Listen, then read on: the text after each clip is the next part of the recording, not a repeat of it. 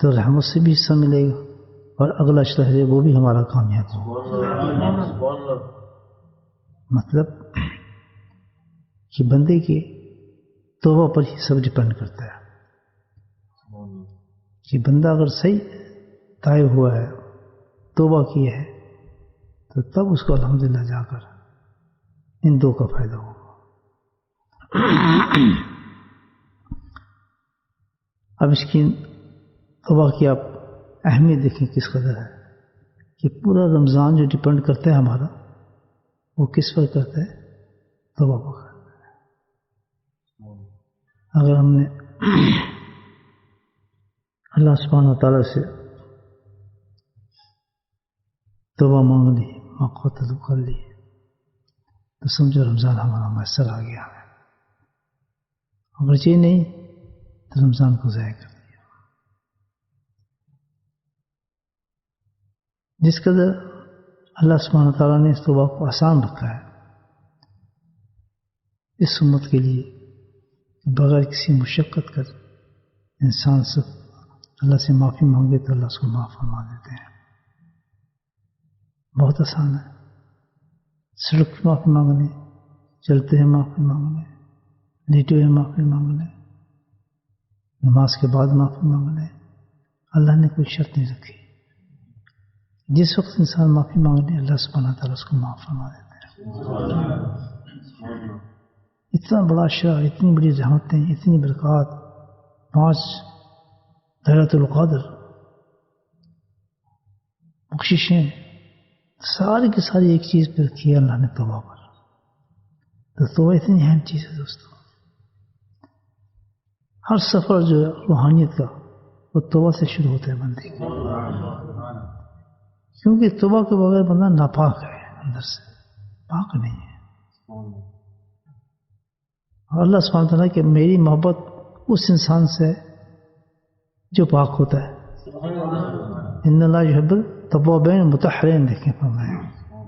2 ہی شرط لکھی اللہ تعالیٰ نے کہ میری محبت کا مستحق وہ شخص ہے جو پاک ہوگا، توبہ سے صاف ہوگا، بالکل توابین اور متطہرین ہوگا.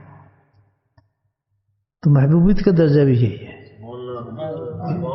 پاک ہو انسان، اور کس چیز سے؟ توبہ سے پاک ہو. کہ بندے کو اپنی نافرمانی کا، اپنے گناہ کا اگر شرمندگی ہو گئی، احساس ہو گیا اس گناہ کا، اور اس کے بعد اس نے عرض کی، تو چاہے کتنا ہی بڑا گناہ ہو اللہ اس گناہ کو معاف فرما دیتے ہیں. اور چاہے پھر کتنی معافی مانگتا رہے بندہ، کتنی کوشش کرتا رہے، اگر اس میں شرمندگی شامل نہیں ہے، احساس شرمندگی نہیں ہے، تو گناہ کوئی معاف نہیں ہوگا. ڈپینڈ یہ کرتا ہے انسان کا، جب معافی مانگ رہا ہے تو اس معافی کے ساتھ اس میں کتنی ندامت ہے، ریگریشن کتنے اس کو کہ واقعی میں شرم کی ہے. اور ایک ندامت ایک ایسی چیز ہے، یاد رکھیں آپ، کہ وہ ایسی چیز ہے کہ کبھی انسان مطمئن نہیں ہو سکتا جب تک دل کے اندر وہ چیز کھٹکتی رہے گی. اور شرمندگی کی ندامت ایسی چیز ہے کہ جب اپنا حضور اللہ کے حضور داخل ہوگا تو اگر ندامت ہوگی اس میں تو اس کی آنکھوں سے ضرور آنسو نکلیں گے. اس کو آگے بعد معافی مانگتے ہیں، دل ایک دم نرم ہو جائے گا، اس کا بالکل جھک جائے گا، پورا عز جھک جائے گا اللہ سے معافی مانگتے ہوئے اس کا. تو سمجھیں توبہ قبول ہو گئی. ہر انسان گناہ گار ہے، کسی نہ کسی درجے پر اس نے گناہ کیے ہوتے ہیں، اور ہر آدمی کے درجے مختلف ہوتے ہیں، ان کے گناہوں کے درجے بھی مختلف ہیں. اللہ سے دعا یہ کرنی چاہیے کہ اللہ پاک ہمیں اس عشرے کے اندر سچی توبہ کی ہمیں توفیق نصیب فرما دے. تو آپ کو سچی توبہ مانگنی ہے، اس طریقے کو اختیار کیا جائے. کسی اللہ والے کے پاس جا کے اس عشرے میں اس کے ہاتھ پر جا کے کہے کہ میں توبہ کرنے آیا ہوں. یہ قرآن کا بتایا طریقہ ہے. تو توبہ کے لیے 2 چیزیں چاہیے، ایک تو ندامت، احساس، اس کے بعد کسی اللہ والے کے پاس پہنچنا چاہیے. اب یہ ہے کہ اللہ والے کے پاس انسان جب پہنچتا ہے تو توبہ بتا دیتی ہے ہمیں. یہ توبہ کرنے، سچی توبہ کرنے آئے گا نا تو پھر جب کسی اللہ والے کے پاس جا رہا ہے تو اس کے ذہن میں یہ چیزیں نہیں ہوں گی کیونکہ بزرگ بنوں گا اللہ وہاں جا کے کوئی مجھے رحمتیں ملے گی یا فلاں کروں گا نہیں.